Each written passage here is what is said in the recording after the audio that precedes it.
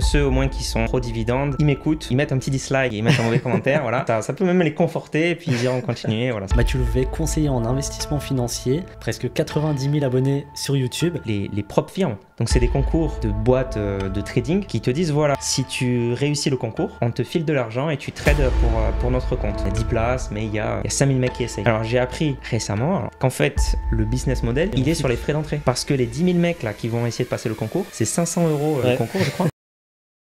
Penses-tu qu'il existe des particuliers qui font 15% par an en stock picking? Je suis anti-stock picking sur des large caps. Pour moi, c'est insensé. C'est prendre des risques inconsidérés pour son avenir financier. Ouais. Mais Bienvenue sur Finfluence. Aujourd'hui, j'accueille Mathieu Louvet. Mathieu Louvet, conseiller en investissement financier, fondateur de S'Investir, presque 90 000 abonnés sur YouTube. Merci beaucoup Mathieu d'être là aujourd'hui. Est-ce que tu pourrais te présenter à tout le monde? Merci à toi, Joe, pour l'invitation. Donc, ouais, Mathieu Louvet, j'habite dans le sud de la France. Tu es venu me rejoindre d'ailleurs ici pour ce podcast. Je suis conseiller en investissement financier. J'ai fondé S'Investir il y a 3 ans et demi. Du coup, c'est surtout essentiellement une chaîne YouTube où je fais pas mal de pédagogie pour apprendre à investir, pour apprendre à bien gérer ses finances, pour apprendre à investir en ETF. Et je dirais un peu que mon angle, c'est plus l'investissement basé sur la science, sur ce que dit la science, sur ce que disent les études et l'histoire un petit peu pour bien investir en bourse notamment. Et puis après, donc, on fait du conseil en investissement. On accompagne des particuliers, on accompagne des chefs d'entreprise pour gérer leur trésorerie. Enfin, voilà, on fait pas mal de choses. Ça s'est bien développé depuis 3 ans et demi là. Ok, bon bah top. Écoute, merci beaucoup. Effectivement, ouais, je t'ai rejoint dans le sud parce que on a tous les deux pas mal de choses à gérer. Et donc, je te remercie encore pour avoir libéré ce créneau. On a beaucoup de choses dont on va parler aujourd'hui. On va parler d'ETF, de gestion passive, pourquoi pas de SCPI. Et donc, tu as parlé tout à l'heure de S'Investir, qui était essentiellement une chaîne YouTube. Tu as parlé d'ETF. Pourquoi les ETF et pourquoi pas les actions individuelles comme c'était coutume, on va dire, avant sur YouTube, comme il était coutume? Oui, c'est vrai que quand je suis arrivé sur YouTube, c'était coutume de dire voilà, on investit en actions individuelles et les ETF étaient peu connus. Et je dirais au moins sur YouTube, c'était peut-être plus connu sur les blogs. Pourquoi les ETF? Alors, donc c'est un petit peu ce que je disais au début, mais c'est parce que c'est vraiment beaucoup plus appuyé par tout un tas d'investisseurs, de légendes, de papiers académiques, etc. En fait, qui nous font comprendre que battre le marché sur le long terme, c'est très difficile. C'est déjà très difficile pour les professionnels en bourse. Donc pour un particulier, on peut comprendre aisément que c'est quand même, si ce n'est plus, mais peut-être autant en tout cas, difficile. Et donc, moi je pars toujours du point de vue qu'on ne peut pas reposer son avenir financier, tu vois, sur un pari. Le pari que le stock picking va fonctionner ou pas. Je préfère avoir des performances qui sont celles du marché, qui sont de très bonnes performances, mais au moins je suis sûr d'avoir ces performances-là grâce aux ETF, plutôt que de prendre le pari un peu risqué de se dire dans 20 ans, finalement j'aurais pas dû faire du stock picking, j'aurais dû partir sur des ETF. Donc moi je suis plus en mode un petit peu bon père de famille et puis se dire qu'il y a d'autres choses à faire ailleurs pour aller chercher des pourcentages de performance en plus. On peut rester sur les ETF sur le long terme et puis optimiser tout le reste, et c'est déjà très très bien, quoi. Voilà. Ok. C'est intéressant parce que tu es souvent vu comme un peu le finfluenceur anti-stock picking. D'après ce que tu décris, c'est pas le cas. C'est simplement que tu as une vision pragmatique où tu te dis, enfin d'après ce que je comprends en tout cas, où tu te dis que le temps est compté, que tu préfères focaliser tes ressources en ayant des performances qui sont largement honorables, qui sont celles des ETF, parce qu'il y a plein d'autres choses à gérer. Est-ce que tu penses que c'est possible de battre le marché concrètement? Alors, battre le marché, en tout cas sur le long terme, oui. Parce que battre le marché sur 2-3 jours, bon, ça sert à rien. Mais battre le marché sur le long terme et sur les actions les plus populaires, du style, il y a beaucoup de stock pickers qui font du stock picking sur les actions du S&P 500. Pour moi, c'est extrêmement compliqué, tellement le marché est compétitif, tellement il y a de professionnels qui essayent de trouver déjà les opportunités, et tellement toi, en tant que particulier, tu vas arriver avec tes simples moyens maison, et tu vas extrêmement galérer et avoir beaucoup de chances de sous-performer, et donc de diminuer tes performances, tes gains, et te retrouver au bout de 20 ans avec une performance médiocre. Donc, je pense qu'on a un modèle, en tout cas en finance, qui est les marchés efficients, qui n'est pas du tout un modèle, comment dire, exact, mais c'est une bonne représentation de ce qui se passe. C'est-à-dire que tellement c'est compétitif, les actions populaires type S&P 500, c'est très dur de battre ce marché-là.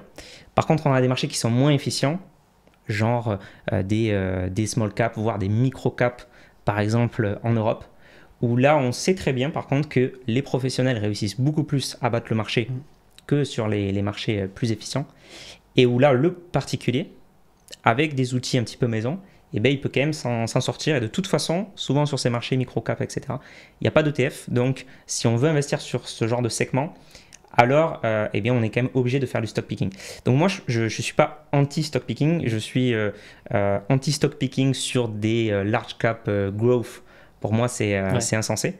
C'est prendre des risques inconsidérés pour son avenir financier. Par contre, faire du stock picking sur des micro-cap value en Europe, par exemple, pour moi, ça peut être tout à fait pertinent. Donc, je ne suis pas anti-stock picking. Par contre, je dis, ben voilà, quand on débute, rien ne sert de se brûler les ailes sur le stock picking S&P 500.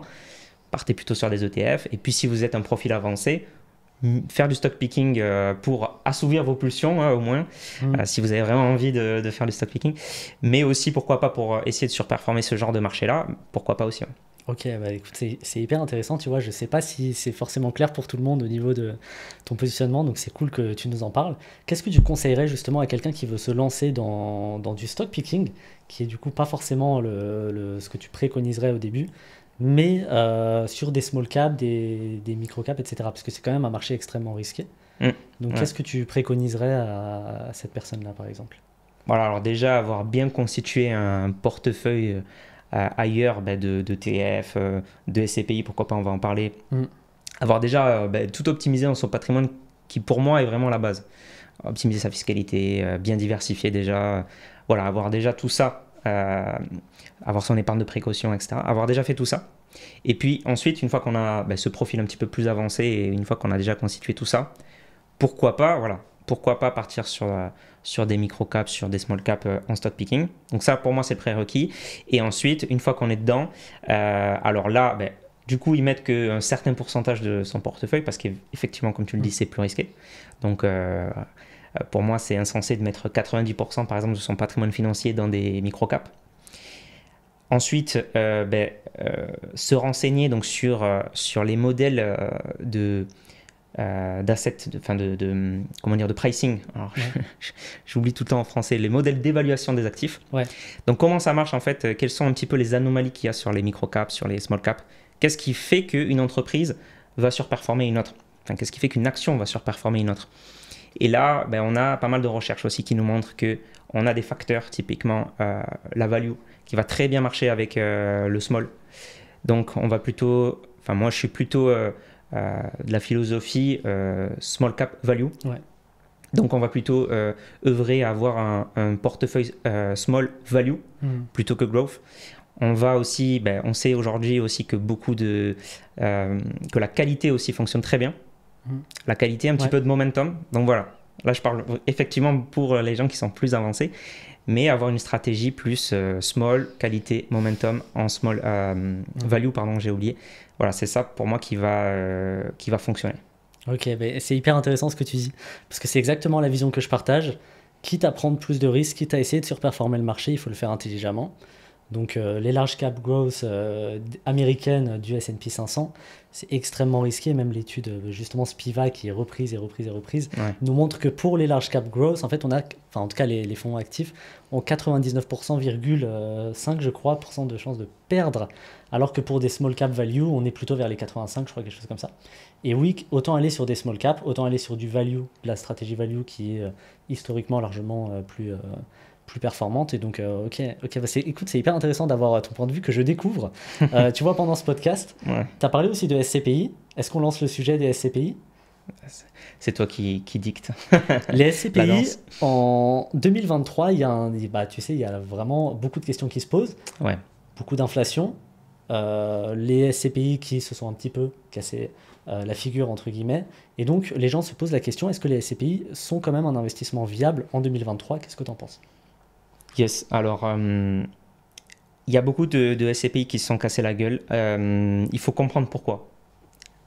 Tu as les SCPI de chez Amundi et quelques-unes de chez aussi BNP qui ont baissé le prix de leur part. Donc pourquoi elles ont baissé le prix de leur part? Parce qu'il y a la valeur de reconstitution derrière qui a baissé, donc le prix des biens sur lesquels elles sont investies ont baissé. Pourquoi ces biens immobiliers ont baissé? Parce que ces SCPI, elles sont essentiellement investies à Paris. Déjà, ça c'est le premier point. Donc elles ne sont pas aussi diversifiées que des SCPI diversifiés sur lesquels on va pouvoir investir et qui vont investir un peu partout en Europe, par exemple. Donc ça c'est le premier point, c'est-à-dire que c'est une typologie en fait de SCPI qui a baissé actuellement. Et évidemment, certains médias font un petit peu l'impasse sur cette analyse et disent les SCPI sont en train de baisser, attention, arrêtez d'investir sur les SCPI. Non, en fait c'est déjà l'immobilier parisien qui est en train de prendre. Ensuite c'est l'immobilier de bureau, plus que l'immobilier commercial ou autre, ou de santé ou autre. Donc l'immobilier de bureau, c'était essentiellement sur ce type d'immobilier que ces SCPI qui ont baissé étaient focalisés. Ensuite, c'est des SCPI qui sont plus endettés que la moyenne. Voilà, il y a plusieurs points comme ça à prendre en compte. C'était des SCPI aussi qui étaient gérés par des grands réseaux bancaires, BNP et Amundi. Amundi, c'est Crédit Agricole. Ça veut dire que ces grands réseaux bancaires, en fait, ils ont de la collecte tout au long de l'année, peu importe ce qui arrive. Parce qu'ils ont des réseaux d'agences, enfin voilà, tu as des Crédits Agricoles et des BNP Paribas un peu partout. Et donc, les banquiers commerciaux vont vendre de la SCPI à leurs clients sans forcément les éduquer sur le sujet et leur faire comprendre que y a des SCPI chez BNP, certes, mais il y en a d'autres ailleurs qui peuvent être plus compétitives. Ça, évidemment, ils ne vont pas dire ça.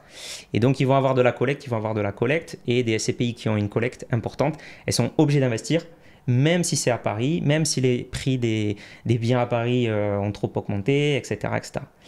Et au contraire, on peut avoir des SCPI aujourd'hui qui sont beaucoup plus agiles, qui vont investir sur toute l'Europe, qui vont se dire les bureaux à Paris c'est trop cher, il faut surtout pas investir là-dedans. Donc on va investir sur, je sais pas moi, du commerce en Irlande, de la santé en Allemagne, j'en sais rien du tout, je dis n'importe quoi. Ouais. Mais ils vont pouvoir, ils n'ont pas cette contrainte-là il nous faut du bureau à Paris quoi qu'il arrive.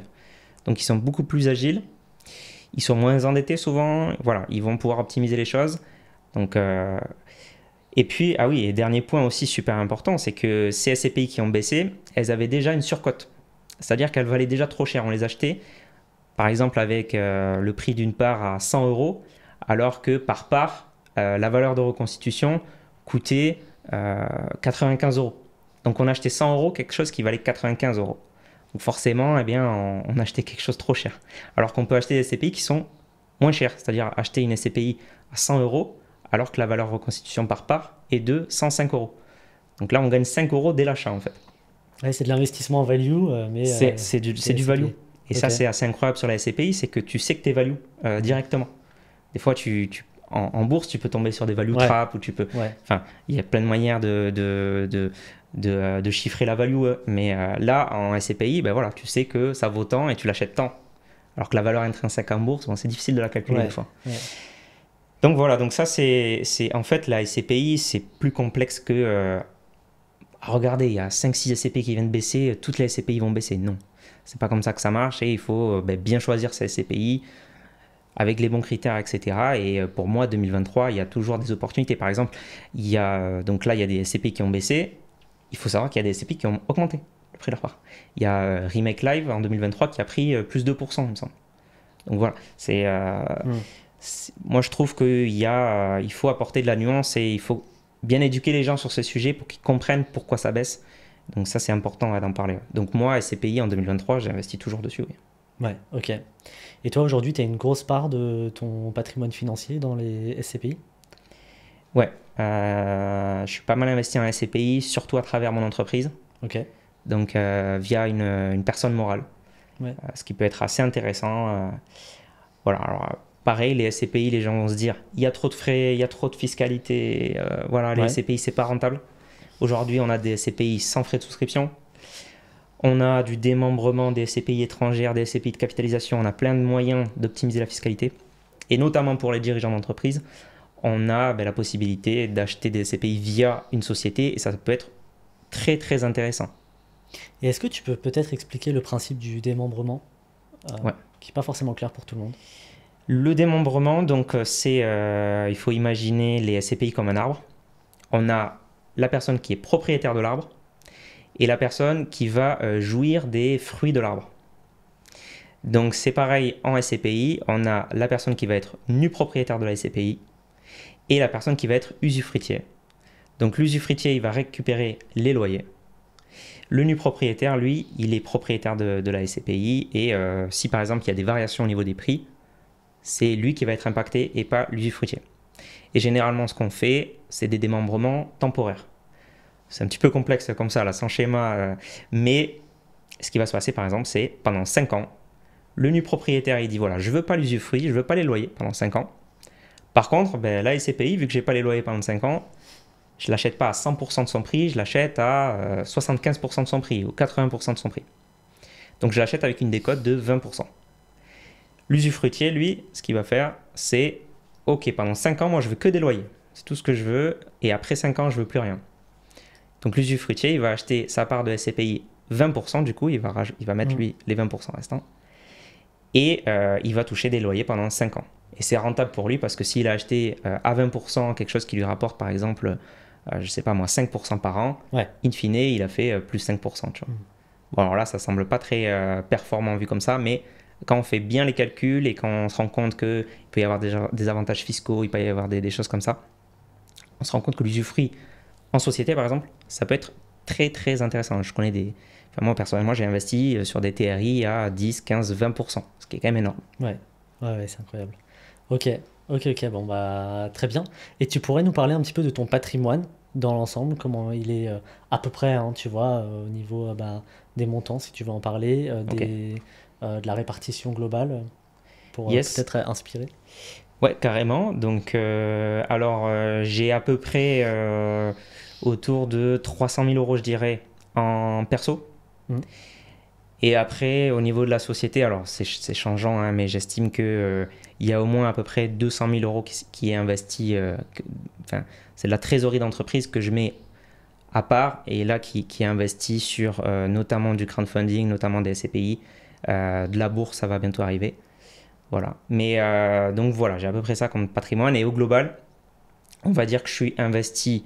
Donc j'ai mon épargne de précaution, j'ai chiffré des projets moyen terme que je garde plus ou moins en liquidité, etc. Et ensuite, vraiment sur l'épargne long terme, donc tout ce qui est investissement long terme, bourse, ACPI, etc. J'ai à peu près donc, 50% en bourse, globalement 50% en bourse, donc avec des ETF actions, des ETF obligataires. Voilà, après...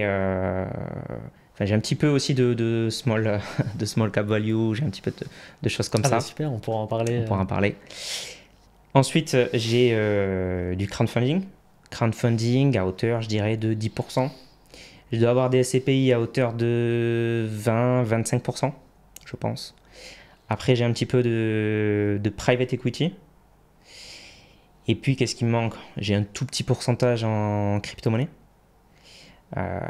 Toujours rester dans cette philosophie d'avoir moins de 5% en crypto. Ouais. Voilà, un petit peu le au cas où, un petit peu la partie très spéculative. Qu'est-ce qui me manque là-dedans? Je crois que j'ai tout. C'est pas mal, hein. C'est extrêmement diversifié. Donc, tu as parlé de bourse, de SCPI. Enfin, donc bourse à peu près, on va dire majoritairement des ETF, SCPI, crypto, crowdfunding. J'ai des obligations en ETF, j'ai aussi des fonds datés. Ok. Ça, en ce moment, il y a une très belle fenêtre de tir sur les fonds datés. On recommande pas mal ça à nos clients actuellement. Et je pense que j'ai parlé de tout là. Ok, bon super. Est-ce que tu pourrais toucher un mot peut-être sur le crowdfunding? Qu'est-ce que t'en penses? Yes. Crowdfunding, donc moi je fais essentiellement du crowdfunding immobilier, voire que ça en fait. Que du crowdfunding immobilier. Je crois moins au crowdlending particulier. Avec des particuliers, avec beaucoup de... Pour moi, il y a beaucoup de risques, il y a beaucoup de... Crowdfunding immobilier, il y a un bien sous-jacent, etc. Donc, je résume, hein, mais c'est plus complexe que ça. Crowdfunding immobilier, voilà, il faut très très bien analyser ces projets. Choisir les bonnes plateformes aussi, très important. Mais très bien choisir ses projets. Actuellement, par exemple, on a des gros soucis sur les promoteurs immobiliers, surtout dans le neuf. Le neuf est en grosse perte de vitesse. Donc les promoteurs IMO qui font du neuf et qui ont mal anticipé l'augmentation des taux, l'augmentation des prix des matières premières, etc. Voilà, là il y a un gros red flag à faire attention. Donc bien sélectionner ses projets, ça c'est super important. Bien regarder les garanties. Voilà. Donc ça j'investis en perso et aussi en pro sur le crowdfunding. Ok. Et le private equity? Private equity, donc là, pareil, il y a plein de choses sur le crowdfunding, sur le private equity à dire. Il y a des clubs d'investisseurs, alors ça je trouve pas ça bien parce qu'il faut avoir vraiment beaucoup de patrimoine pour que ton coût, tu sais, tu dois payer un droit d'entrée 1000 euros par an à peu près. Voilà, pour mettre 1000 euros par an qui perte, de perte sèche, il faut vraiment que tu investisses beaucoup en private equity pour que ça soit rentable et que ces frais-là, ils représentent moins de 1%, je dirais au moins.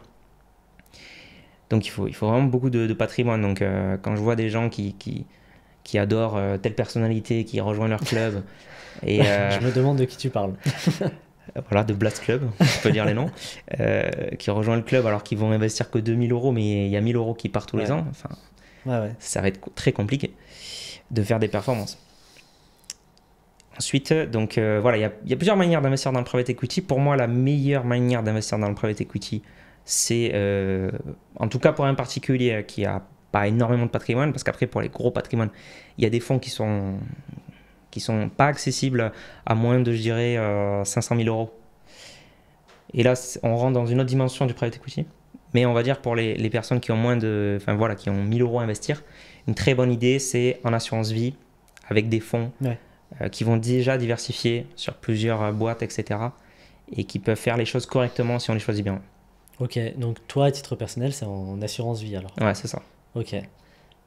Ouais, c'est vrai que le private equity... Donc le private equity, peut-être on peut redéfinir très rapidement. En gros, c'est le non coté. Investir dans des entreprises qui ne sont pas cotées. Généralement, je vais plutôt regarder la caméra, mais généralement, ces entreprises-là, elles sont petites. C'est souvent des petites, parce que le non coté, ça peut être de très grosses entreprises qui sont valorisées à plusieurs milliards. Mais en général, quand on parle de private equity, on parle de petites entreprises qui sont encore dans leur phase de croissance. Et donc, c'est très intéressant, puisque historiquement, alors je ne connais plus les rendements moyens, mais historiquement, les rendements moyens sont... bien au-dessus de ce qu'on a dans les entreprises cotées. Par contre, évidemment, c'est plus risqué. Évidemment, ce n'est pas les mêmes critères d'analyse. C'est plutôt du côté du PDG qu'on va regarder, etc.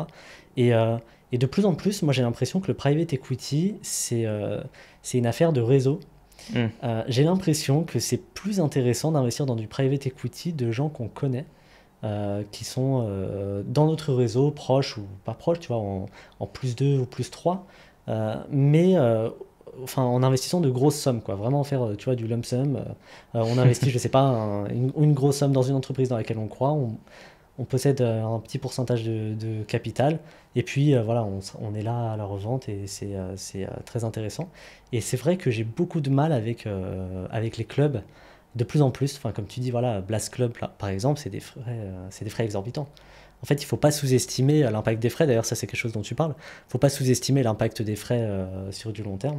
Et donc, le private equity, ouais, je trouve que c'est une classe d'actifs extrêmement intéressante, mais j'ai l'impression qu'elle est encore plus intéressante quand tu as de l'argent, en fait.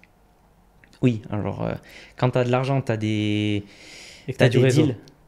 Et quand tu as du réseau. Alors, quand tu as vraiment beaucoup d'argent, l'argent suffit, pas besoin de réseau. Au final, c'est vrai. Tu peux avoir accès à des fonds... Voilà, sans réseau.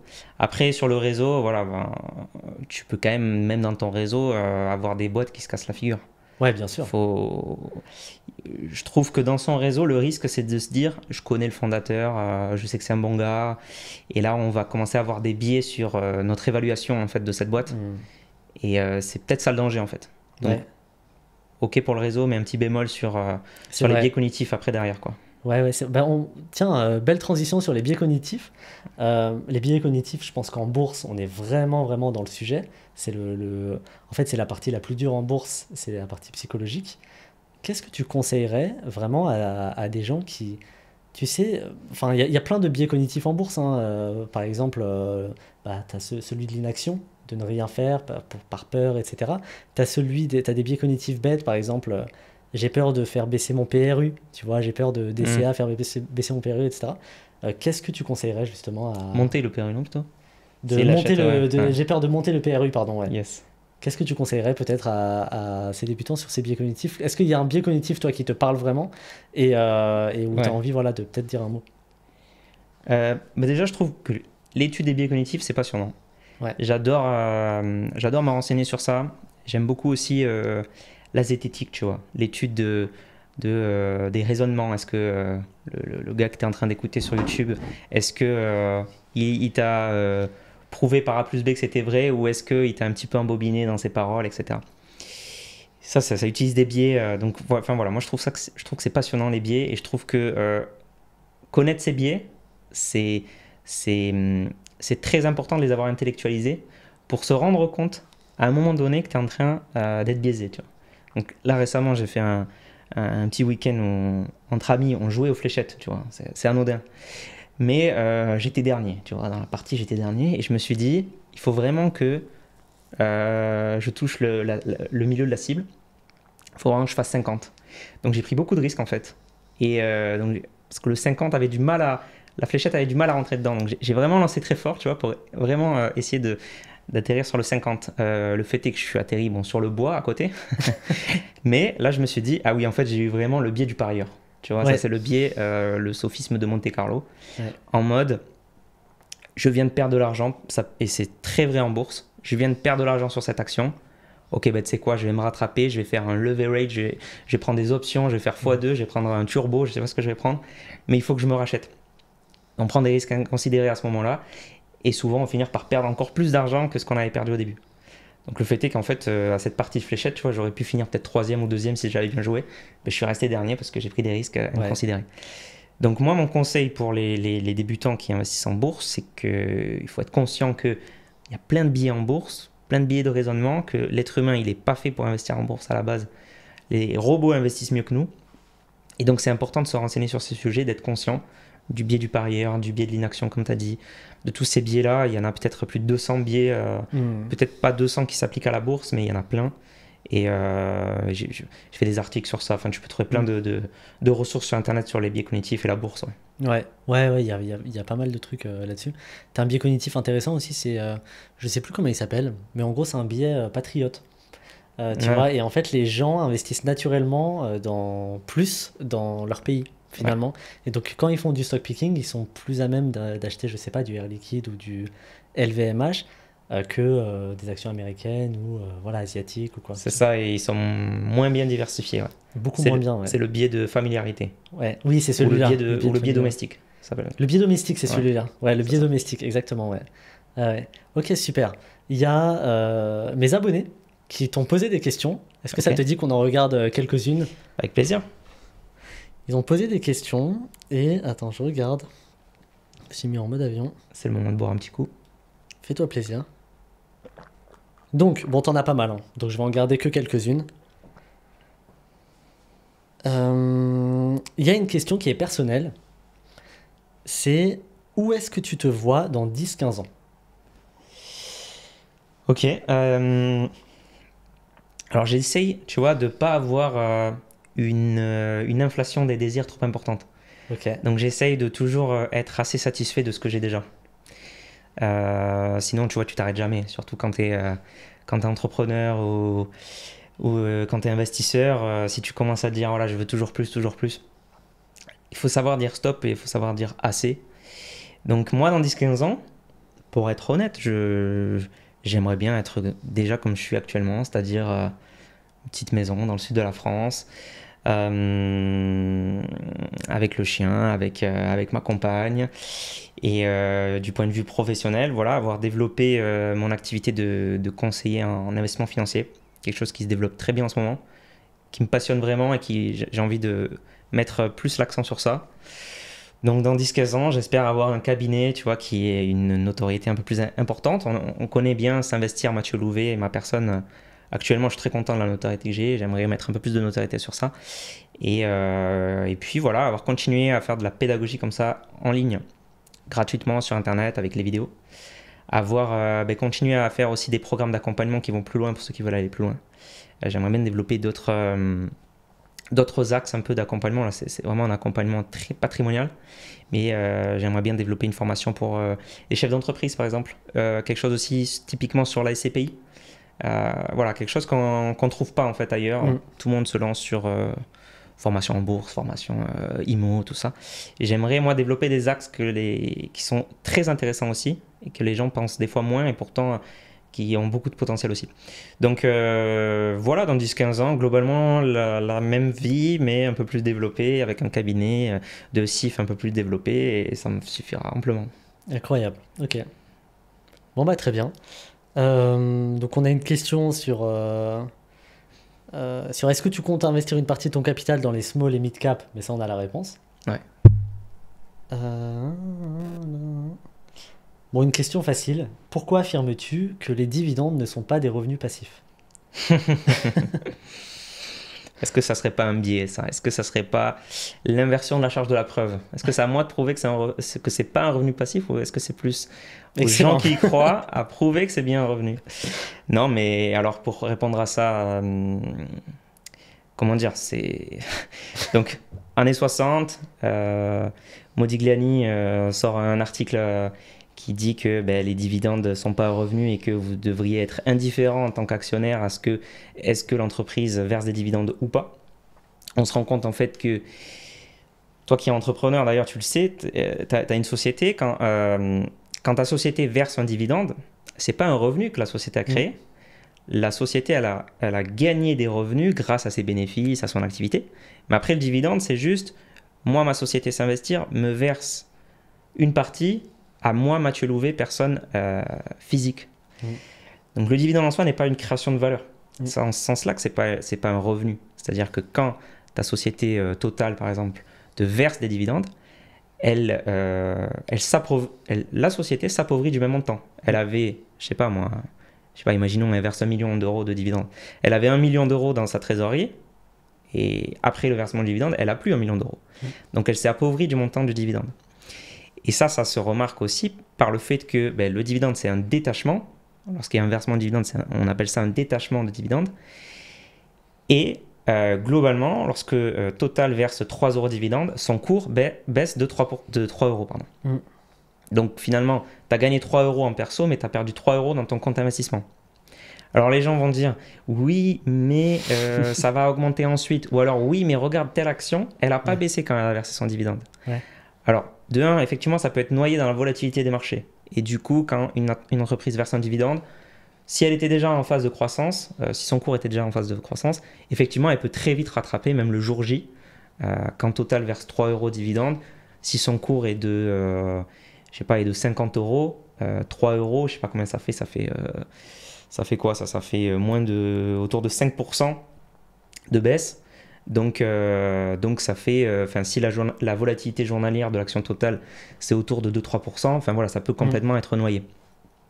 De 1. De 2, si on étudie sur un nombre relativement élevé d'entreprises, et c'est ce que j'ai fait dans une de mes vidéos, j'ai pris, je crois, les 10 actions les plus utilisées en dividende, j'ai pris les 5 dernières années ou les 3 dernières années de leur versement de dividende, et j'ai étudié pour chaque jour de combien a baissé l'action quand il y a eu un versement de dividende. Ah oui, je l'ai vu celle-là. Voilà, et on se rend compte à la fin, quand on fait une moyenne, on se rend compte que effectivement, en moyenne, l'entreprise, le cours de l'action baisse du montant du dividende, en moyenne.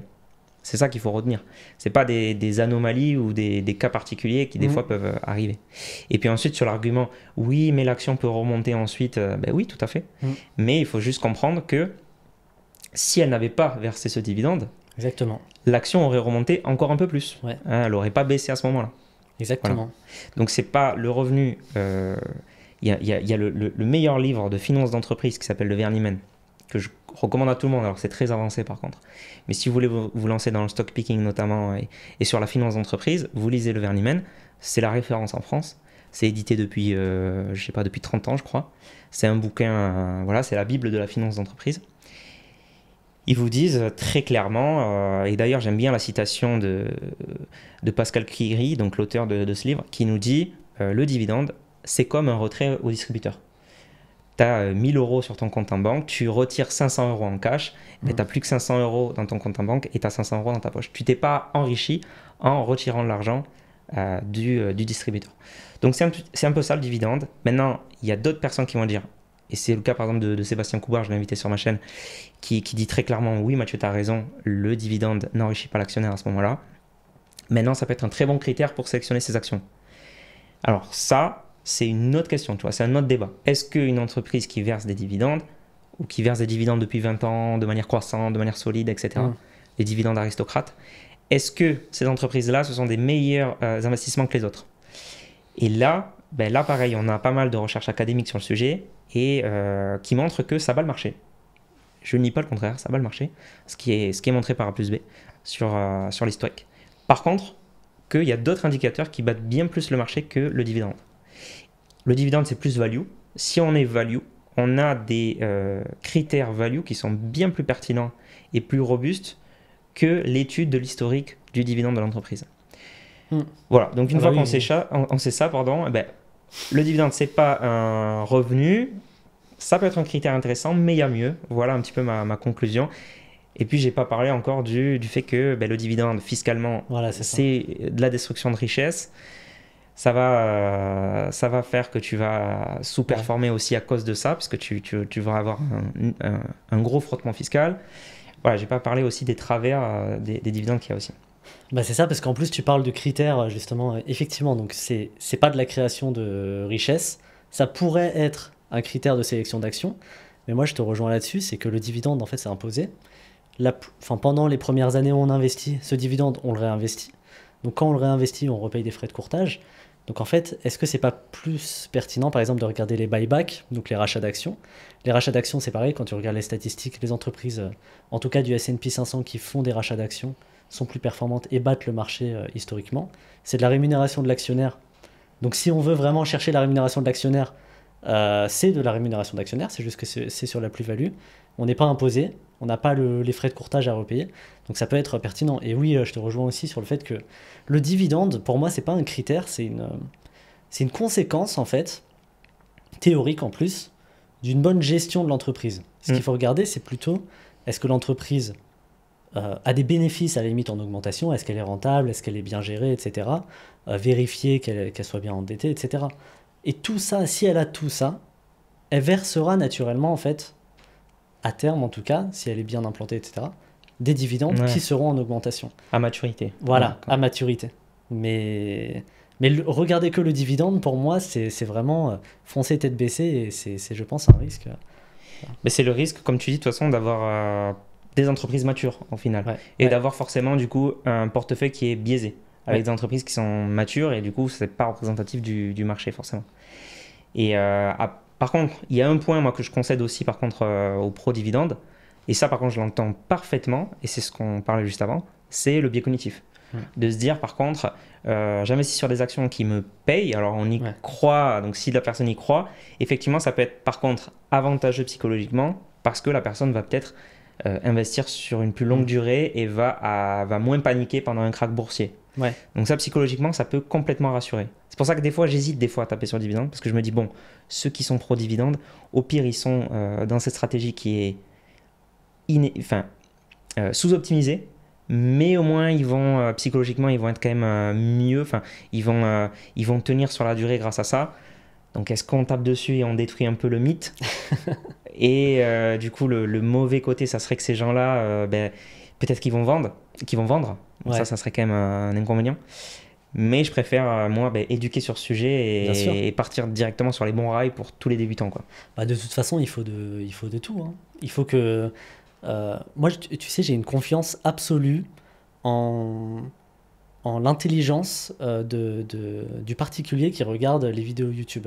Je me dis que, quelle que soit ta position, il arrivera forcément à faire la part des choses avec tous les gens qu'il y a sur YouTube. En fait. En gros, si tu as des pro-dividendes, mais que tu as justement un peu ce contre-pouvoir, entre guillemets, ou cette...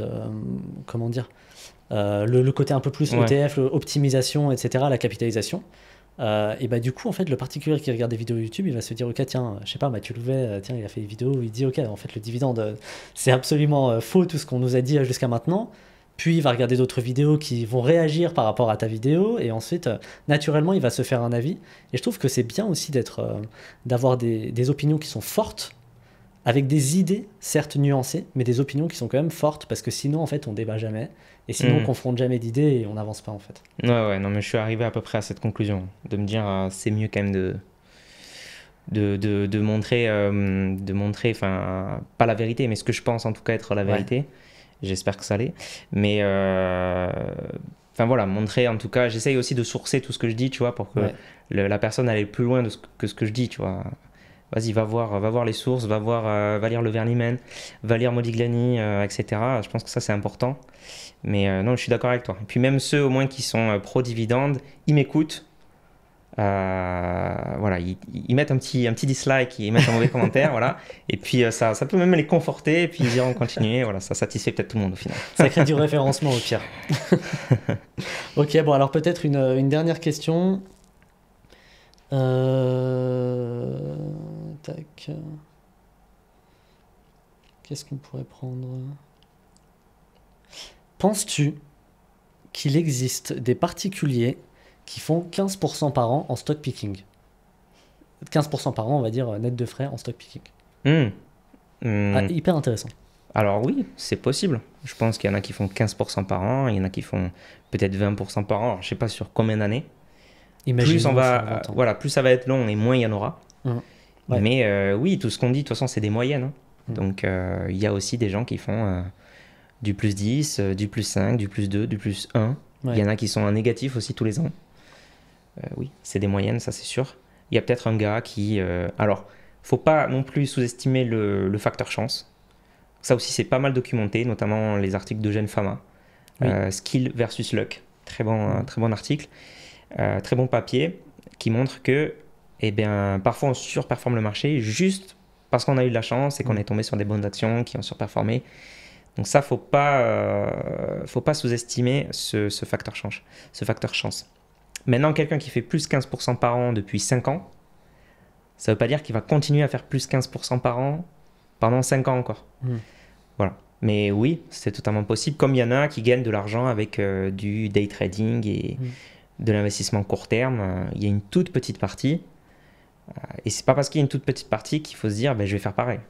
C'est pas parce qu'on a Lionel Messi et Cristiano Ronaldo qui sont des stars de foot qui gagnent des milliards que tout le monde veut devenir footballeur. Tu vois. Pourtant, parfois, on a l'impression que tout le monde veut devenir day trader parce que tu as une toute petite partie qui gagne. Pourtant, tu as bien l'AMF qui nous dit que 90% des investisseurs court terme perdent, littéralement perdent, c'est pas sous-performe, c'est perdre de l'argent. Ouais, c'est ça ce qui est incroyable. Ok, oui, et j'ai les stats, je crois que c'est les mêmes aux États-Unis aussi, sur les traders. D'ailleurs, pour le trading, est-ce que un jeune qui veut se lancer dans le trading, qu'est-ce que tu lui dirais? Alors, ce que je viens de dire, du coup. Ouais. Exactement ce que je viens de dire. Attention, sois vigilant. Attention, 90% perdent. Après, voilà, lance-toi d'abord en compte démo, tu vois. Ouais.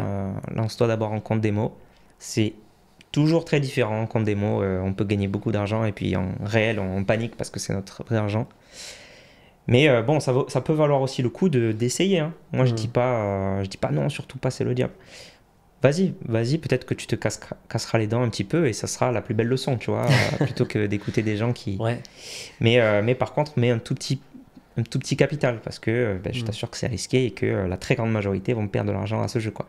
Et c'est un petit peu plus comme le casino que l'investissement. Et les formations en trading, t'y crois, toi? Non, du coup, c'est la même chose. Ouais, voilà. C'est la même chose. J'ai appris un truc récemment. Je sais pas si tu connais les prop firmes. Oui. Donc, c'est des concours de boîtes de trading qui te disent, voilà, nous, si tu réussis le concours, je sais pas, il y a 10 places, mais il y a 5000 mecs qui essayent. Quoi, tu vois. C'est très, très sélectif. Il y a 10 places, il y a 5000 mecs qui essayent. Et si tu fais partie des 10, donc des 10 meilleurs traders, on te file de l'argent et tu trades pour notre compte. Ouais, c'est ça. Voilà. Avec de l'argent réel, etc. Et du coup, c'est incroyable. Le gars, il se dit, mais trop bien, je vais me professionnaliser. Alors, j'ai appris récemment, alors, c'est un ami qui est dans le trading et qui essaye de rentrer dans ses propres firmes. Qu'en fait, je lui disais, mais comment il gagne de l'argent après? Est-ce que le trader, il arrive vraiment à bien trader? Il a dit non. Le propre firme, le business model, il est sur les frais d'entrée. Ouais. Parce que les 10 000 mecs là, qui vont essayer de passer le concours, c'est 500 euros le concours, je crois. C'est ça. Donc il gagne 10 000 euros fois 500. Ça fait Ouais. combien ça? Ça fait 5 millions? Ouais, 5 millions, ouais. Il gagne 5 millions, voilà, tous les ans, il gagne 5 millions de frais de concours. Mhm. Après, évidemment, qu'ils peuvent donner Ouais, 100 000 euros à un gars, quoi. Puis même, je crois que les 100 000 euros qu'il donne, si je dis pas de bêtises, je crois qu'il paye quand même un fixe, le gars. Ah ouais, Il paye quand même un fixe pour ok, accéder à ces. Moi, j'ai un élève qui est ça, qui a passé justement et qui, je crois, là, il trade avec 500 000. ok, Et il paye ouais, un fixe tous les mois quand même. ok. Mais ouais, non, mais bah oui, non, mais bien sûr. Et voilà, donc le Vendez la business pioche, model, je sais pas. voilà, il vend la pioche. Le business model, c'est pas on recrute les meilleurs traders Non. comme ça on va gagner de l'argent. Bien sûr. C'est on se rémunère sur des frais de concours. Ouais. Parce qu'il y a plein de gens qui y croient. Enfin, Ah, mais bien sûr. voilà, quand tu comprends ça, c'est que bon, tu comprends qu'il y a quand même Ouais. il y a un truc qui va pas, quoi. Ouais, c'est clair. Ouais. Ah non, franchement. Ouais, donc le trading, non. La crypto, quand même. Tu disais tout à l'heure 5%. Ouais, alors moins de 5%. T'y crois? Le fait est que je crois dans mon patrimoine maintenant ça représente 2,5, quelque chose comme ça. J'y crois comme quelque chose de spéculatif, donc quelque chose qui peut effectivement s'envoler, tu vois. Mais voilà, ça fait pas du tout partie de ma stratégie, quoi. Si demain ça s'écroule, bon, c'est pas grave, c'était que 2,5% de perte, tu vois. Donc c'est un peu la stratégie de Nassim Nicolas Taleb, Ouais, voilà. C'est ça. barbell stratégie Ah bah, où Super. Super que t'en parles, ok. voilà, barbell stratégie en mode ben, tu dois avoir des choses sécurisées, tu vois, ça C'est c'est mon ça. truc long terme. Voilà, on sait que ça marche sur le long terme. Par contre, ben voilà, si tu sais avoir un tout petit peu de spéculatif et que si ça explose complètement, ben ça soit quand même significatif, Ouais. pourquoi pas? Voilà, c'est un petit peu ce que j'ai fait avec les cryptos. Ouais, ok. Je crois que lui il conseille 90-10, c'est Ouais. ça dans le portefeuille. C'est un modèle après, c'est à toi Oui, de l'adapter. voilà, c'est ça. Ok. Ouais, donc en fait, c'est Jeff Bezos aussi, je crois, qui disait ça. Qui disait si tu as 10% de chance de faire x100, il faut toujours prendre ce risque. Mm. Donc pourquoi pas, ouais, c'est toujours la partie spéculative. Et je trouve qu'être flexible là-dessus, tu vois, se dire, je me laisse un pourcentage, petit, certes, pour voilà, pas détruire mon patrimoine financier, mais un pourcentage un peu spéculatif, ou un peu, je me dis, bon, allez, ça peut vraiment exploser. Psychologiquement, c'est agréable. Parce que psychologiquement, il y a une part de toi qui te dit, enfin comme si tu jouais au loto, entre guillemets, mais je pense qu'on en a besoin en fait. Moi, je vois souvent ça en fait des investisseurs, même moi, où je pense qu'on a besoin d'avoir ce petit risque, mais il faut qu'il soit contrôlé. Et c'est pour ça que c'est bien de s'imposer des limites, voilà, 5% du patrimoine, moins de 5% comme tu dis, je pense que c'est bien. Moi, c'est vrai que je suis de moins en moins en crypto aussi. T'en as combien toi? Moi, je suis Quel à pourcentage? équivalent. Euh...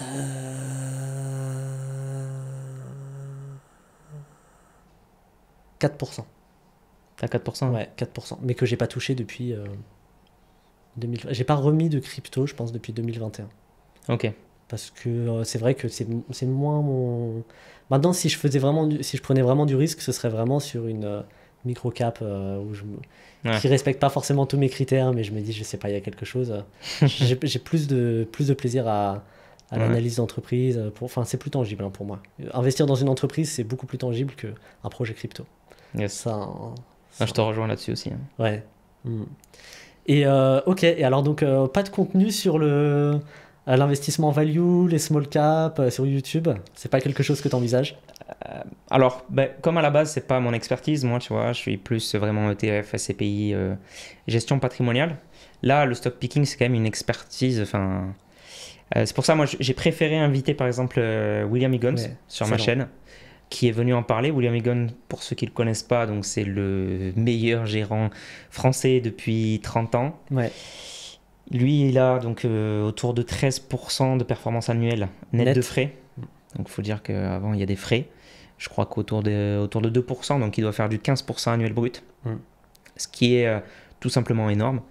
C'est peut-être le monsieur le plus humble que j'ai interviewé. C'est incroyable, le plus transparent aussi. Donc, j'ai adoré faire une interview de ce monsieur. Et donc, je préfère voilà, inviter des experts là-dessus. Pour l'instant, en tout cas, peut-être qu'un jour, je ferai des contenus là-dessus. Mais effectivement, je n'en parle pas tout le temps des small caps. Non, mais c'est bien, ouais, c'est top de se diversifier comme ça. Ok, on part sur une dernière question. Allez. Ah oui, tiens, j'ai une question juste avant ça. J'ai une question qui vient très souvent, vu que c'est toi, Mister ETF. Je te la pose à toi, comme ça on va pouvoir répondre aussi à tous les abonnés. C'est une question qui a tout le temps. MSCI World ou S&P 500? Ok, je vois. Non, alors, MSCI World ou S&P 500. Bon, déjà, il faut comprendre que dans le MSCI World, il y a du S&P 500. Donc, MSCI World, c'est globalement 70% américain. Américain. Donc, c'est 70%, c'est globalement le S&P 500. Donc, dans du MSCI World, on a globalement 70% de S&P 500. Et après, on a 25% ou 20% au moins d'Europe, Canada, Japon, voilà ce qu'on a dedans. Donc, moi, je dirais, si c'est pour un débutant, sur PEA, MSCI World, c'est parfait. Au moins, il n'y a rien d'autre à faire.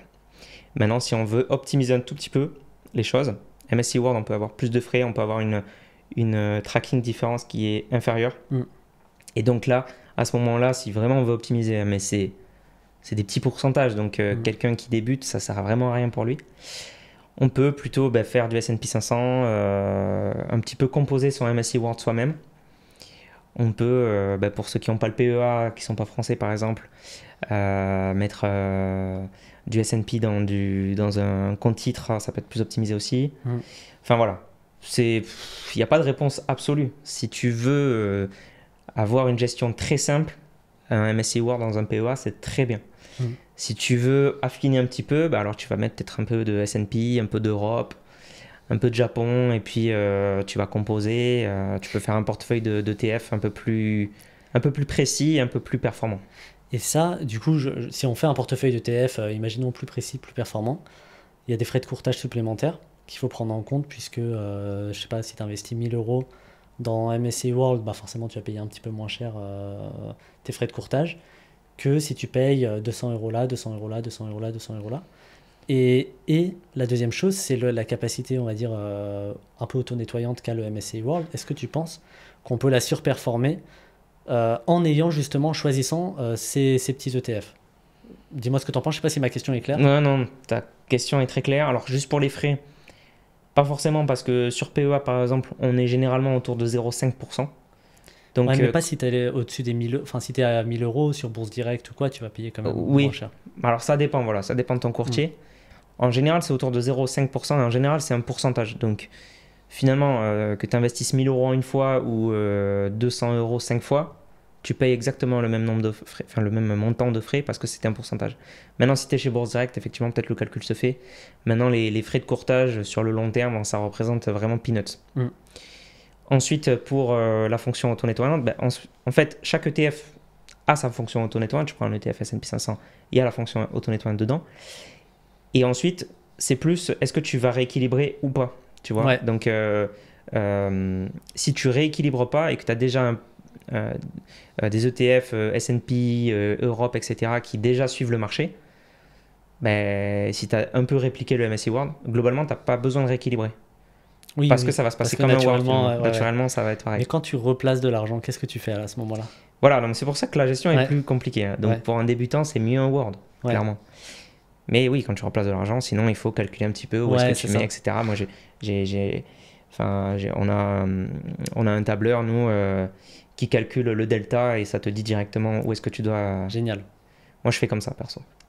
Justement, tu es pour ou contre le rééquilibrage? C'est un grand débat, ça aussi. Je trouve qu'on n'en parle pas assez dans le... Enfin, je sais pas, mais vas-y. Alors, donc, beaucoup d'études de Vanguard ont été faites sur ce sujet. Vanguard, ils ont un super département sur ça, sur les études. Et donc, historiquement, ils ont regardé, tu vois, est-ce qu'il vaut mieux, historiquement, rééquilibrer tous les mois, tous les trimestres, tous les semestres, tous les ans, tous les 3 ans, ou pas du tout. Ce qui est montré en général, c'est que tous les ans, c'est un bon ordre de grandeur à avoir. Tous les ans, c'est très bien. Tous les mois, tu vas payer trop de frais. Tous les 5 ans, c'est trop long et du coup, ton allocation peut changer, ta tolérance au risque, enfin ton niveau de risque peut dépasser ta tolérance au risque. Donc, c'est pertinent de rééquilibrer tous les ans, Surtout que tous les ans, on laisse un petit peu courir le momentum, tu vois. Et en rééquilibrant tous les ans, on peut quand même acheter un petit peu ce qui a baissé et vendre ce qui a un peu augmenté. Donc faire un petit peu de la value, tu vois. Enfin, c'est pour schématiser un peu ce qui se passe.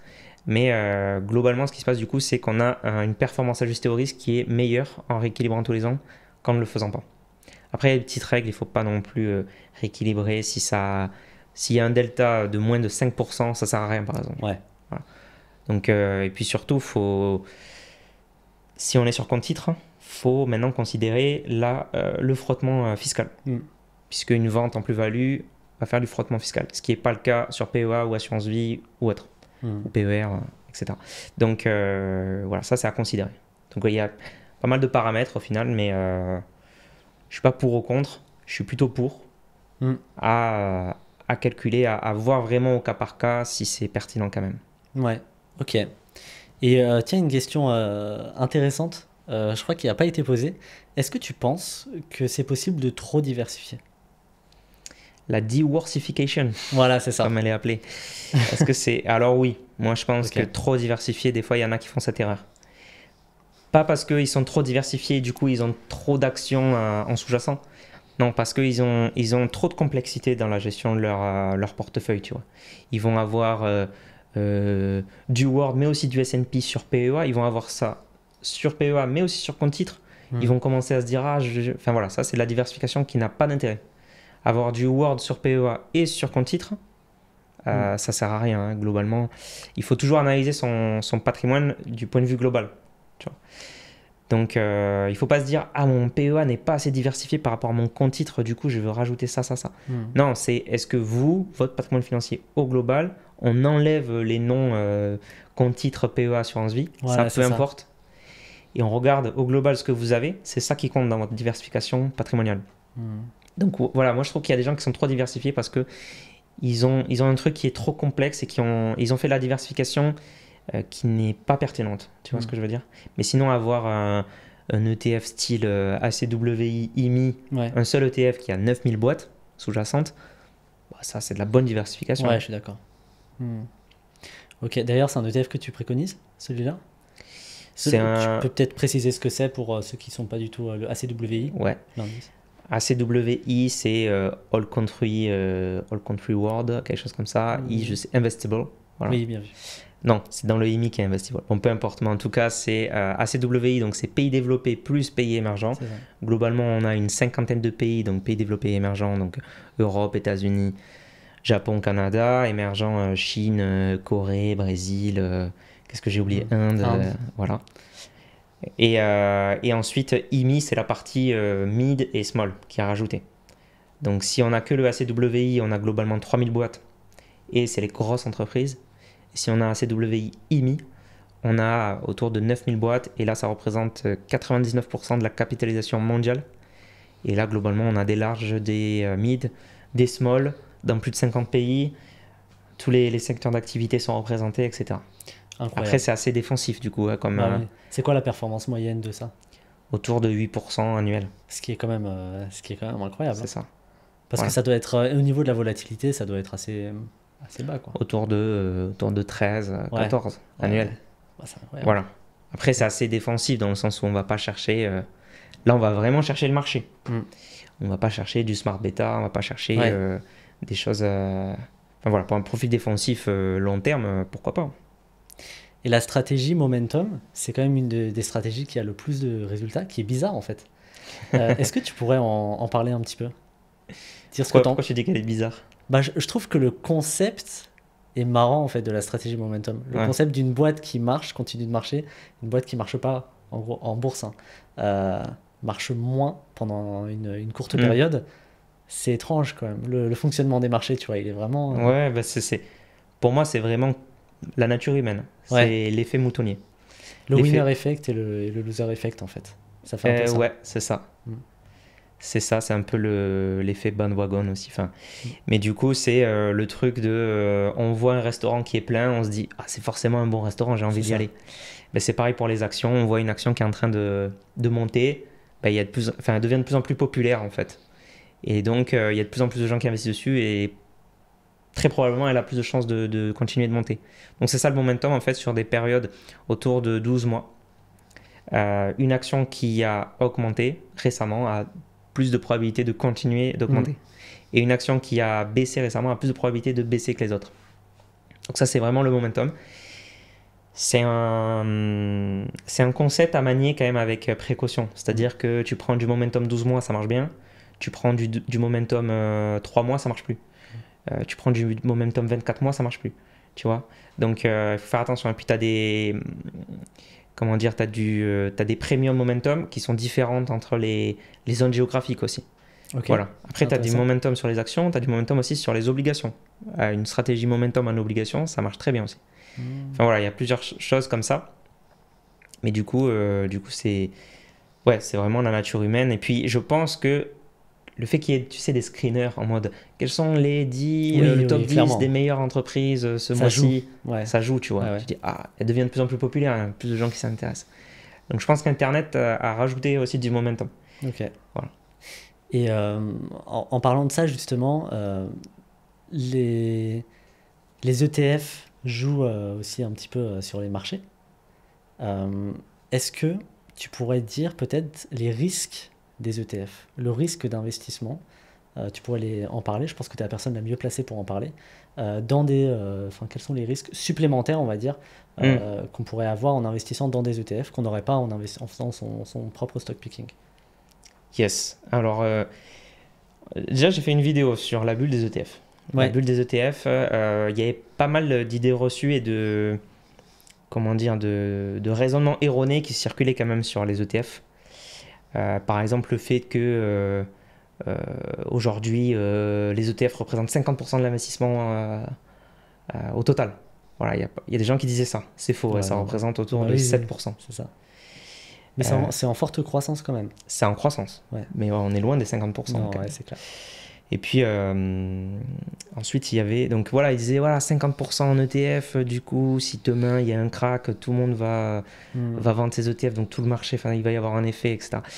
Et le fait est que les gens qui investissent en ETF sont plus long terme que la moyenne, tu vois. Donc quand il y a un crack, ils vendent moins que la moyenne. Le fait est aussi que les ETF jouent beaucoup moins un rôle dans le price discovery, donc dans la fixation des prix, que les autres investisseurs. Enfin voilà, donc ça j'en parlais dans la bulle ETF. Donc il y a pas mal de risques qui sont faux. Maintenant il y a des risques qui sont vrais.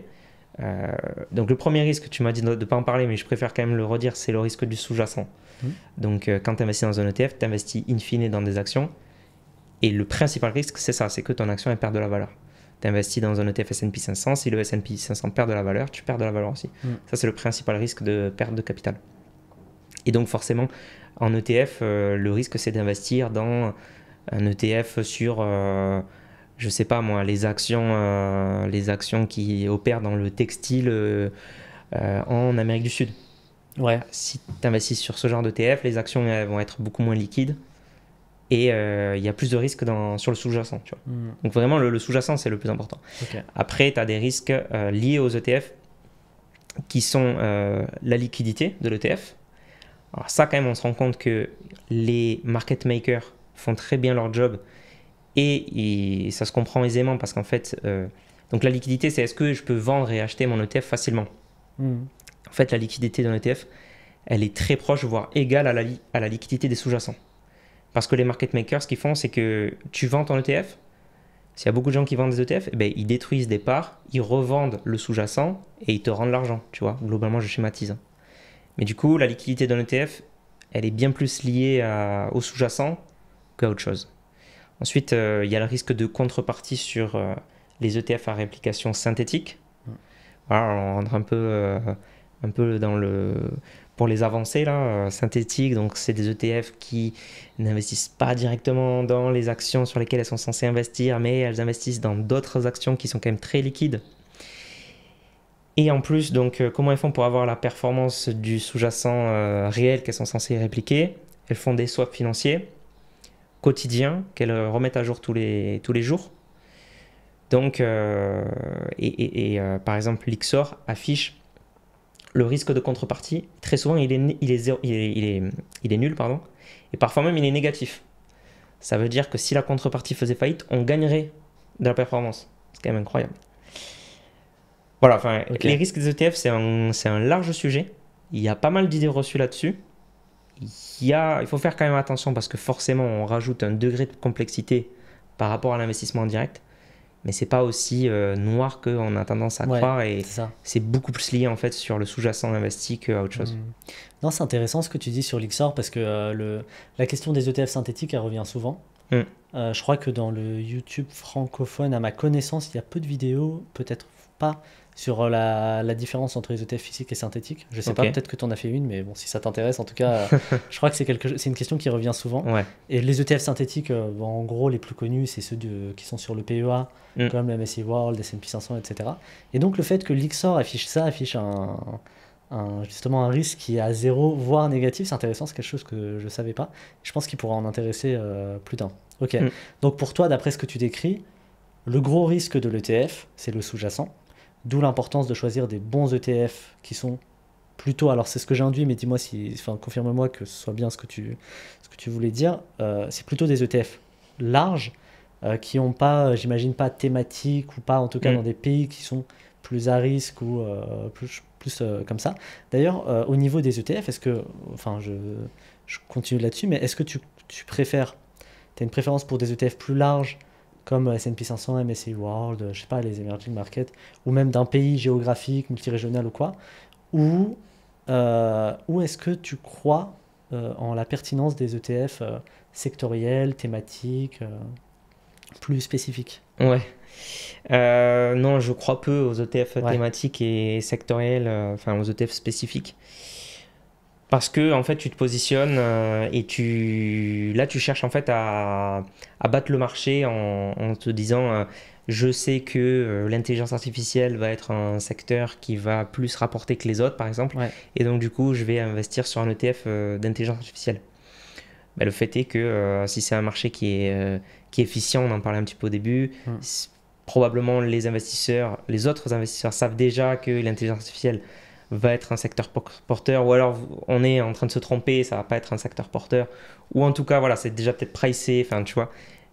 Donc voilà, globalement, ça sert à rien. hmm, Ça sert à rien d'essayer de surperformer le marché de cette manière-là. C'est plutôt montrer que, ben, en fait, on prend du risque et notre performance ajustée au risque est négative par rapport au marché, quoi. On va plutôt sous-performer pardon, en faisant ça. ouais, Et très souvent, les ETF thématiques, ils sont plus chers. Très souvent, il y a une hype quand il y a des thématiques qui arrivent et on se rend compte que les ETF thématiques, très souvent, ils arrivent quand on est déjà au top. oui, Et puis après, ça descend. Voilà, enfin, globalement, il n'y a pas d'argument pour, en fait. ouais, Tu vois, il faudrait montrer pourquoi ça marche mieux. Euh, Tout porte à croire que ça marche pas, ça ouais, marche moins bien en tout cas. ouais, ouais. Et puis en fait, pour moi, c'est totalement incompatible. Donc, comme tu dis, c'est plus cher, c'est la hype, elle est déjà passée, c'est moins liquide. Et pour moi, c'est même incompatible avec le principe même de la stratégie passive. En général, quand on investit dans des ETF, c'est justement pour s'éviter de se prendre la tête et donc d'être totalement Hmm. dans une stratégie passive. Finalement, on se lance dans des marchés, comme tu dis, qui sont déjà pricés, en essayant un petit peu de se dire, ok, là, ça va exploser. Et en plus, ça, c'est une approche qui est purement top-down. Donc en gros, on va regarder les pays qui ont potentiellement de l'avenir en fonction des événements macro et géopolitiques, etc. Puis les secteurs qui vont potentiellement surperformer et se dire, ok, moi je vais là. Alors que, au contraire, je pense qu'on peut surperformer le marché, mais en cherchant des entreprises, pourquoi pas des small, du value, etc., qui sont sous-évalués dans des marchés qui sont moins efficients, mais en se positionnant uniquement sur l'entreprise. Est-ce qu'elle est rentable? Est-ce qu'elle sait s'adapter? Est-ce qu'elle est à un bon prix? Mais pas en essayant de trouver le prochain secteur qui va exploser, parce que ça, en général, c'est pricé. Ouais, ouais. Ouais. Non, non, je suis complètement d'accord sur ça, ouais. Donc, ok, bon, bah, c'est intéressant. Et j'avais une dernière question sur les ETF. Euh, Si tu devais donner, allez, trois critères hyper importants pour un débutant pour se lancer et pour chercher à trouver ses ETF, tu donnerais lesquels? Donc le critère le plus important, c'est le sous-jacent, Ouais, l'indice répliqué. Ça vraiment, c'est avant en fait d'acheter un ETF, on doit créer sa stratégie d'investissement. On doit se dire, voilà, je vais investir dans ça, ça, ça, ça, ça. Ok, ah, du coup, il y a quel ETF qui va correspondre à ça, tu vois. et pas ah ok, alors c'est quoi les derniers ETF qui sont sortis, tu vois, Ouais. tu vois. Ouais, ok. Voilà, donc le sous-jacent pour moi c'est le plus important. Ça n'a rien à voir entre investir dans un ETF S&P 500 versus un ETF IA, tu vois. Mm. Ça, c'est le premier critère. Donc, bien étudier le sous-jacent et qui correspondent à vos objectifs, quoi. Enfin, à ce que vous voulez vraiment avoir dans votre portefeuille. Deuxième critère, moi, je pense que ça serait étudier la tracking différence de l'ETF. Donc, est-ce qu'il arrive à bien répliquer net de frais en plus? Donc, ça prend déjà les frais en compte. Net de frais, est-ce qu'il arrive déjà à bien répliquer l'indice sous-jacent? Donc, ça se voit très facilement. Est-ce que du coup, l'indice, il a fait plus 20% cette année? L'ETF, il a fait plus 20,2. Ah ben génial, il a même gommé les frais. Et ça arrive plus souvent qu'on ne le croit d'ailleurs. Si on sélectionne bien ces ETF, ils réussissent parfois à gommer leurs frais et à faire mieux que l'indice répliqué. Ouais, je crois que le PE 500 d'Amundi fait ça, ouais. Ouais, voilà. Les ETF S&P 500 sur PEA peuvent y arriver. Ouais, ouais c'est ça. Okay. Ouais. Je te laisse finir et... Ok. Et troisième critère, je dirais, c'est la société de gestion. Bien voir que voilà, c'est une société qui est reconnue, qui a une bonne popularité, enfin qui a fait ses preuves, tu vois, qui est bien gérée. Et éviter les ETF qui viennent de sortir d'une boîte qu'on ne connaît pas. Voilà. Voilà, ça pour moi c'est primordial d'avoir du coup l'ETF qui réplique l'indice sous-jacent, voilà, qu'il faut, une bonne tracking différence et un bon émetteur. Et déjà, on a bien choisi son ETF avec ça, quoi. Les émetteurs BNP, Amundi, Lyxor, pour toi, tout est... Enfin, Lyxor appartient à Amundi, mais tout est solide. A priori, oui. Ok. Et justement, comment ils font pour le tracking difference? Comment ils font pour compenser justement les frais et arriver à avoir la même performance, voire mieux que les indices de référence? Juste, tu disais, est-ce que c'est solide? Juste une précision aussi. Ouais. Si l'ETF demain, Amundi fait faillite demain, vous êtes toujours propriétaire de l'ETF. Il n'y a plus le gestionnaire, donc très probablement il va être liquidé et vous allez être remboursé le jour de la liquidation au prix de l'ETF le jour de la liquidation, tu vois. Donc c'est pas parce que Amundi fait faillite que vous perdez votre argent. Ça c'est important, je pense, à bien prendre en compte. Et est-ce que le cours de l'ETF peut chuter à ce moment-là? Donc s'il n'y a plus le gérant, ouais. L'ETF, enfin, a priori, ce qu'ils vont faire, c'est qu'ils vont le liquider avant d'arrêter la gestion, tu vois. Ça me paraît. Ouais. Enfin, c'est déjà ce qui s'est passé d'ailleurs, historiquement. Mais du coup, ce qu'il faut comprendre, c'est que l'ETF, il a des sous-jacents. Donc, si les sous-jacents ne baissent pas, c'est pas parce que Amundi fait faillite que le sous-jacent baisse, quoi. Sauf si le sous-jacent, c'est les bancaires françaises, j'en sais rien. Ouais. Mais si vous avez des actions du S&P et que BNP fait faillite, si les actions du S&P ne sont pas contaminées par ça, il n'y a pas de raison que du coup les positions qu'a réellement l'ETF chutent, quoi, puisque c'est des actions du S&P. Bah, c'est intéressant, ouais. Je ne suis pas sûr que tout le monde le sache. Mais ce qui va se passer très probablement, c'est qu'ils vont le liquider avant. Ils vont dire, bon, mais voilà, on arrête notre activité, tac, on liquide. Hop, vous serez remboursé le 31 janvier, imaginons, et le 31 janvier, au cours de l'ETF, vous aurez, je ne sais pas si vous avez 10 parts de l'ETF et que l'ETF au 31 janvier, il coûte 20 €, vous recevez vos 200 € sur votre compte espèce de votre compte d'investissement, quoi. Et du coup, pour en revenir à ta question qui était comment font les ETF pour surperformer parfois légèrement l'indice de référence. Donc, il y a globalement deux choses. Un, optimisation fiscale des dividendes, notamment avec leur... des fois, ils ont la société de gestion est au Luxembourg ou en Irlande, des choses comme ça. Et deuxièmement, ils peuvent faire des prêts de titres qui peuvent rémunérer aussi du coup l'ETF. Ouais, ok. Ça, c'est quelque chose que les gens connaissent très peu, le prêt de titres. Parce qu'ils sont souvent sur Trade Republic ou tu sais des néo-courtiers donc qui prêtent, même de Giro, qui prêtent les titres sans nous demander notre avis. Mais quand on est sur Interactive Brokers par exemple, on a cette possibilité-là, en tout cas quand on fait du stock picking. Et ça c'est quelque chose que peu de gens en savent, mais c'est une autre rémunération possible qu'on peut avoir.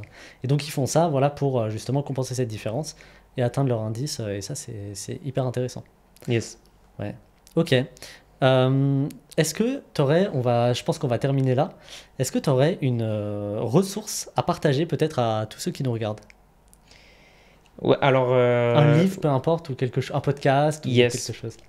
Alors ouais, un très très bon podcast. Alors c'est vraiment avancé par contre. Ok. C'est anglophone, ça s'appelle Rational Reminder.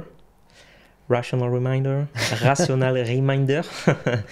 Et donc c'est host par Ben Felix, qui travaille chez PWL Capital.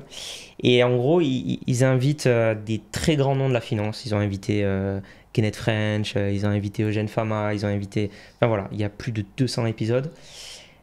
Ça parle de recherche académique sur la finance, ça parle de modèle d'évaluation d'actifs, ça parle de momentum, ça parle de facteur investing, ça parle voilà, de plein de choses super super intéressantes, très avancées, très poussées. Mais voilà, pour les gens qui veulent aller plus loin sur ces sujets, c'est un très bon podcast. Ouais. Ah ouais, bah super intéressant. Ok. T'as tout écouté, les 200? Non, malheureusement, j'ai pas tout écouté, mais voilà, il y a quelques podcasts, je trouve, moins intéressants que d'autres. Ok. Mais il y en a qui sont très très bons. Par exemple, avec Kenneth French, il était vraiment incroyable. Avec Morgan Housel, je crois, c'est lui qui l'avait. Ouais, je crois que c'est ça. En tout cas, les podcasts où il y a Morgan Housel, en tout cas, à chaque fois, c'est des très bons podcasts aussi. Le podcast de Morgan Housel aussi, je crois qu'il en a un. Ouais, j'ai pas tout écouté, mais en plus, il en sort, je crois, un par semaine, donc ça va Waouh, vite. Quoi. incroyable. Faut- Ok. faut- Ah bah écoute, je le note aussi, hein, parce que je Yes. le connaissais pas. Ok, écoute, Je merci. crois que même on doit être à 250 épisodes maintenant. Ok. Donc il y en a beaucoup à écouter là. Ok. De Bon, bah, 2 très heures, à bien. chaque fois ça dure 2 heures. J'ai dit que 2 ça durait heures. 2 heures. Ouais. Faut écouter en x2. Faut écouter en x2, ouais. Et où est-ce qu'on peut te retrouver, toi? Moi, on peut me retrouver donc essentiellement sur YouTube.